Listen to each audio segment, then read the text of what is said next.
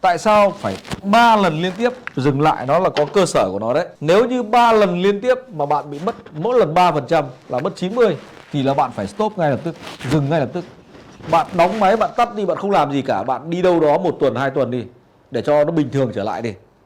Tôi lấy giả sử như chúng ta có một cái lượng vốn là 1.000 đô la.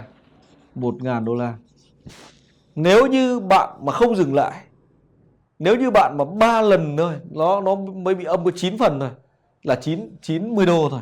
Bị âm 90 đô thì nó còn là 910 đô. Đúng không? 910 đô có nghĩa là bạn phải thiếu mất là 90 đô để bạn quay về bờ. Đúng không? Thì lúc này tăng trưởng là 90 đô trên cho 910 đô. Thì cái này là xấp xỉ bao nhiêu phần trăm? 9,8 đúng không? 9,8%. Đấy. Thế vậy có nghĩa là gì? Lúc này nếu như số vốn của bạn là 910 thì bạn chỉ cần làm tăng trưởng lại là 9,8% thôi thì nó về bờ. Đúng không nào? Còn nếu như là 1.000 mà bạn để cho thua lỗ mất 200 đô la thì còn 800. Đấy. 800 thêm muốn về bờ thì bạn phải mua cái vé nó đắt hơn. Cái vé đấy nó phải là 200 đô la. 200 đô la lúc này bạn phải chia cho cái vốn hiện có là 800. Thì cái này nó là bằng bao nhiêu?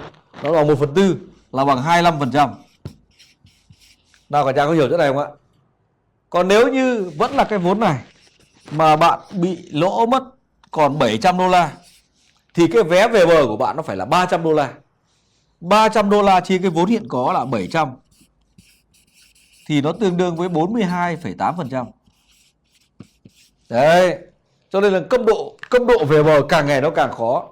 Và nếu như bạn mà bị lỗ còn có 500 thôi ấy, còn có 500 đô thôi ấy, thì có nghĩa là vé về bờ là 500, đúng không ạ? 500 chia 500 thì có nghĩa là gì? Bằng tăng trưởng 100%. Đấy. Làm lấy nào để có lợi nhuận 100% thì lúc đấy mới về bờ được. Là điều càng ngày nó càng xa tít mù khơi. Cho nên là tại sao phải 3 lần liên tiếp dừng lại, nó là có cơ sở của nó đấy. Đây. Nếu như 3 lần liên tiếp mà bạn bị mất mỗi lần 3% là mất 90 thì là bạn phải stop ngay lập tức, dừng ngay lập tức.